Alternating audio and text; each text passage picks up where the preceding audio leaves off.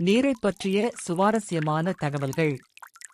பூமியில் இயற்கையாகவே 3 வெவ்வேறு வடிவங்களில் இருக்கும் ஒரே பொருள் நீர் மட்டுமே: திரவம், திடப்பொருள், பனிக்கட்டி மற்றும் வாயு, நீராவி. இது பூமியின் மேற்பரப்பில் சுமார் 71% உள்ளடக்கியது.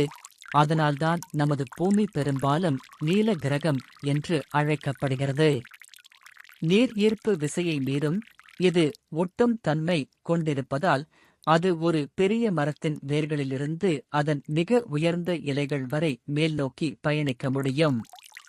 பெரும்பாலான பொருட்கள் உறையும் போது மூழ்கும், ஆனால் நீர் உறையும் போது விரிவடைந்து அடர்த்தி குறைவாகிறது. இதனால்தான் குளங்களின் மேல் பனி மிதக்கிறது. இது குளிர்காலத்தில் திரவ நீரில் மீன்கள் உயிர் வாழ அனுமதிக்கிறது. வேறு எந்த திரவத்தையும் விட அதிகமான பொருட்களை கரைப்பதால் நீர் யுனிவர்சல் கரைப்பான் என்று அழைக்கப்படுகிறது. பூமியில் நிறைய தண்ணீர் இருந்தாலும் சுமார் 97% உப்பு நிறைந்த கடல் நீர். மீதமுள்ள 3% புதியதாக இருந்தாலும் 1% மட்டுமே நாம் குடிக்க எளிதாக கிடைக்கிறது.